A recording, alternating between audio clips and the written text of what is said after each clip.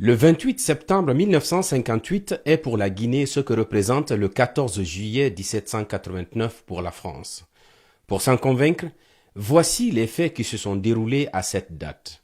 À marge de la modification de la Constitution française d'octobre 1958, le général de Gaulle, revenu au pouvoir à l'occasion de la crise algérienne du 13 mai 1958, propose aux pays africains de les réunir dans une large communauté avec la métropole. Pour les convaincre, une tournée de 20 000 km est engagée par l'homme fort de France pour 9 jours. Du Tchad à l'Algérie en passant par la Guinée, la Côte d'Ivoire, le Sénégal, le Madagascar ou encore le Congo-Brazzaville, les populations sont invitées à voter en faveur de cette nouvelle constitution. En Guinée, le 25 août, la réponse de Sékou Touré est sanglante et auréolée d'une fierté patriotique. C'est un non catégorique qui fera entrer le pays dans l'histoire et qui devra se confirmer à travers les urnes ce 28 septembre 1958. En France, les résultats dans les pays de l'Afrique occidentale française arrivent au compte-gouttes. Avec ses 1 392 432 inscrits, la Guinée fait office de récalcitrant. À 95,2%, le peuple de Guinée a dit non. La Guinée est connue à 46%, et alors là c'est le territoire dont les résultats ne sont pas conformes à son autre territoire, puisque c'est les non qui l'emportent avec une majorité écrasante de 98%. Scène de joie à Conakry. La Guinée est libre. L'Afrique a un porte-flambeau de la dignité. Mais très vite, l'euphorie cède le pas à l'inquiétude.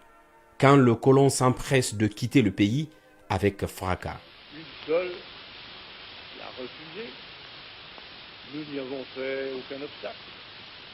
Mais je ne vois réellement pas quel avantage elle en a tiré. Pour le général de Gaulle, si sur 14 pays un seul a rejeté l'offre, c'est qu'il en tirera les conséquences. Et les conséquences, le pays en verra de tout ordre. Au lendemain du vote, le 29 septembre, le gouverneur français informe aussitôt Sékou Touré qu'à partir du 30, Paris mettra fin à toutes les aides jusqu'alors consenties et retirera son personnel technique, y compris les forces armées. Nous pensons qu'il est mieux de commencer par les difficultés et aller rapidement vers le bonheur que de commencer par la facilité et rencontrer sur le chemin les obstacles infranchissables.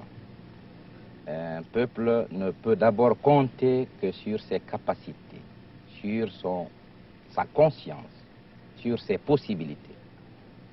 Et compter sur l'aide extérieure, c'est compromettre l'avenir.